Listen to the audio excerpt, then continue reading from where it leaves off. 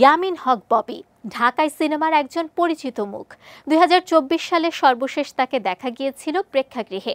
মুক্তি পেয়েছিল ববি অভিনীত ময়ূরাক্ষী নামে একটি সিনেমা। রশিদ পলাশ পরিচালিত এ সিনেমাটি যদিও ব্যবসায়িকভাবে ততটা সুবিধা করতে পারেনি, তবে থেমে নেই ববি। নতুন একাধিক সিনেমা নিয়ে ব্যস্ত সময় পার করছেন তিনি। এরই মধ্যে দুটি সিনেমার কাজ শেষ করেছেন এ নায়িকা। এছাড়াও হাতে রয়েছে দিওয়ানা, তছনছ সহ একাধিক প্রজেক্টের কাজ। সিনেমা মুক্তি প্রসঙ্গে দেশের একটি সংবাদ মাধ্যমকে ববি জানান, তার অভিনীত মুক্তির অপেক্ষায় রয়েছে অনেক বিশ্বাস পরিচালিত শিরোনাম এবং কে এই নিলয়ের বউ নামে দুটি সিনেমা। শিরোনাম ছবিটিতে ববি অভিনয় করেছেন অভিনেতা নীরবের বিপরীতে।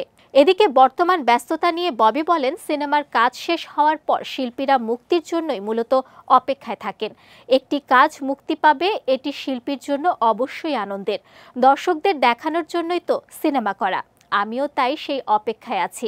আমার অভিনীত দুটি সিনেমার গল্পই চমৎকার, চরিত্রেও রয়েছে বৈচিত্র্য। দর্শকরা আসলে যেরকম দেখতে চান, দুটো সিনেমায় আমাকে সেভাবেই দেখতে পাবেন। আমার বিশ্বাস মুক্তি পেলে দর্শকদের ভালো লাগবে।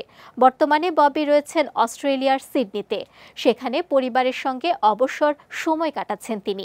দেশে ফিরেই নতুন কাজ শুরু করবেন কিনা এ বিষয়ে নায়িকা বলেন, এখন আমি একটু বেছে কাজ করছি, তাই ভেবেচিন্তে সময় নিয়েই নতুন কাজে যুক্ত হচ্ছি। ভালো কিছুর জন্য একটু সময় নিচ্ছি, তবে দ্রুতই নতুন কাজের খবর দিতে পারবো বলে আশা রাখি। খোঁজ দ্য সার্চ সিনেমার মধ্য দিয়ে ২০১০ সালে বড় পর্দায় অভিষেক ঘটে ববির।